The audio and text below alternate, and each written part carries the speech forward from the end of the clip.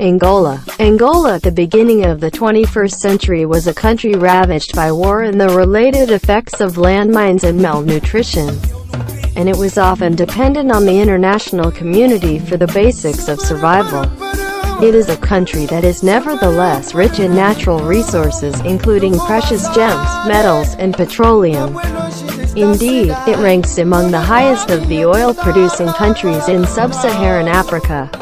It is the largest and wealthiest of the Portuguese-speaking African states, and Portuguese influences have been felt for some 500 years, although Angola acquired its present boundaries only in 1891. An anti-colonial struggle that began in 1961 finally led to independence in 1975. In We Must Return, a poem he wrote from prison in 1956, the Angolan poet Agostinho Neto, who was also the country's first president, described Angola as red with coffee, white with cotton, green with maize, and as our land, our mother. Unfortunately, Neto's happiness with a liberated Angola independent, did not last long, and a civil war that went on 27 years left much of the country in ruins.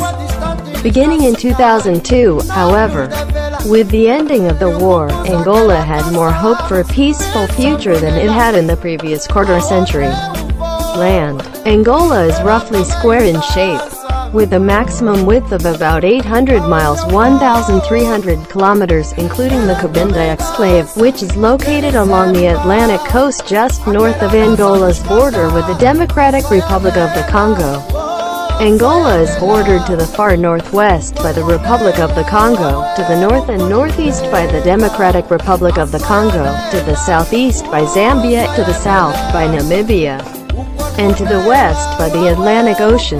Relief. From a narrow coastal plain, the land rises abruptly to the east in a series of escarpments to rugged highlands, which then slope down toward the center of the continent.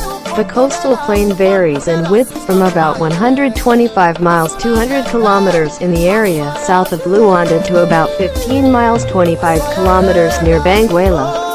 The Ba Plateau to the east of Benguela forms a rough quadrilateral of land above the 5,000-foot 1,500-meter mark, culminating at about 8,600 feet 2,600 meters, and covering about one-tenth of the country's surface. The Mulanje Highlands in the north-central part of the country are less extensive and lower in elevation, while the Hula Plateau in the south is smaller still but rises steeply to an elevation of approximately 7,700 feet 2,300 meters. The almost featureless plateau that covers the eastern two-thirds of Angola gradually falls away to between 1,650 and 3,300 feet 500 and 1,000 meters at the eastern border. The highest point in the country is Mount Mogo, near the city of Wambo, which reaches an elevation of 8,596 feet 2,620 meters. Drainage. The Lunda Divide forms a watershed on the plateau, separating north and south flowing rivers. In the northeast, rivers such as the Congo flow out of Angola into the mighty Congo River, which forms the boundary between Angola and the Democratic Republic of the Congo for the final 90 miles 145 kilometers of its course.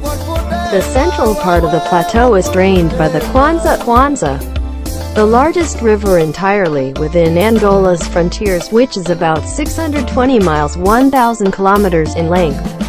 It runs for roughly half its length in a northerly direction before bending westward through a break in the escarpment between the Mulanje Highlands and the Ba Plateau, and it flows into the sea about 40 miles 65 kilometers south of Luanda.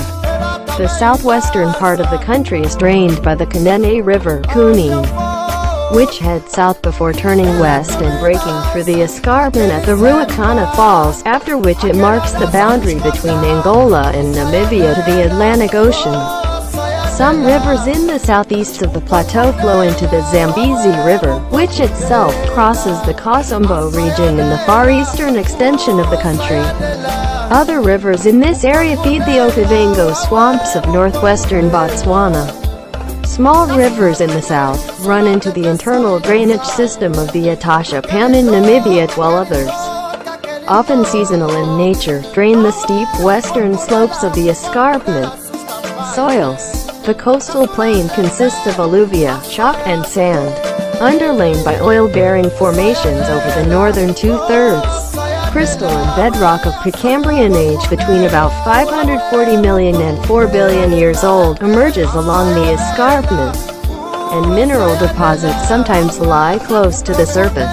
Considerable erosion has occurred in this area, and laterite formations are common.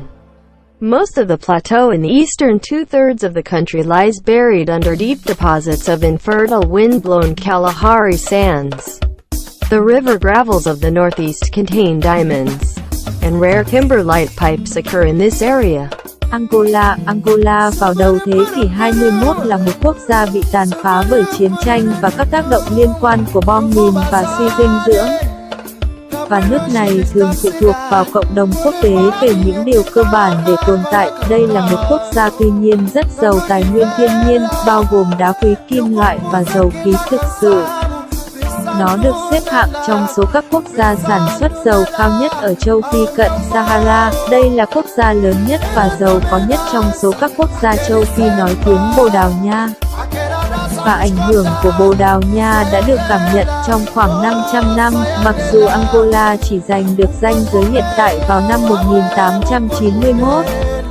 Một cuộc đấu tranh chống thực dân bắt đầu vào năm 1961 cuối cùng dẫn đến độc lập vào năm 1975 trong Chúng ta phải trở về, một bài thơ ông viết từ trong tù năm 1956, nhà thơ Angola Agostinho Neto, cũng là tổng thống đầu tiên của đất nước, đã mô tả Angola là đỏ với cà phê, trắng với bông, xanh với ngô, và của chúng tôi đất mẹ của chúng ta thật không may. Niềm hạnh phúc của Neto với một Angola được giải phóng. Angola độc lập không kéo dài lâu và một cuộc nội chiến kéo dài 27 năm đã khiến phần lớn đất nước tan hoang. Tuy nhiên, bắt đầu từ năm 2002, với sự kết thúc của chiến tranh, Angola có nhiều hy vọng về một tương lai hòa bình hơn so với một phần tư thế kỷ trước. Đất đai Angola là khoảng vuông trong hình dạng, có chiều rộng tối đa khoảng 800 dặm 1.300 km, trong đó có Exclave Cabinda, nằm dọc theo bờ biển Đại Tây Dương ở phía bắc của biên giới Angola với Cộng hòa Dân chủ Congo.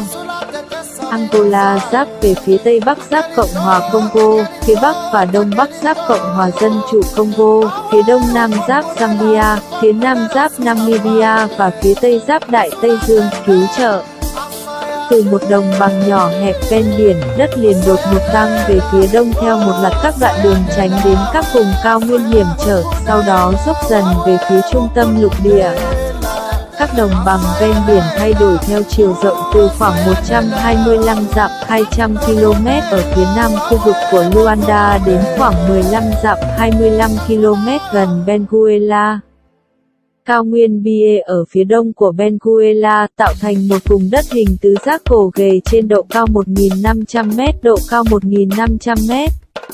Đỉnh cao là khoảng 2.600m, 2.600m và bao phủ khoảng 1/10 bề mặt đất nước. Các cao nguyên Malanye ở phía bắc trung tâm của đất nước ít rộng hơn và có độ cao thấp hơn, trong khi cao nguyên Hila ở phía nam vẫn nhỏ hơn nhưng lại dốc lên đến độ cao khoảng 7.700 feet, 2.300m.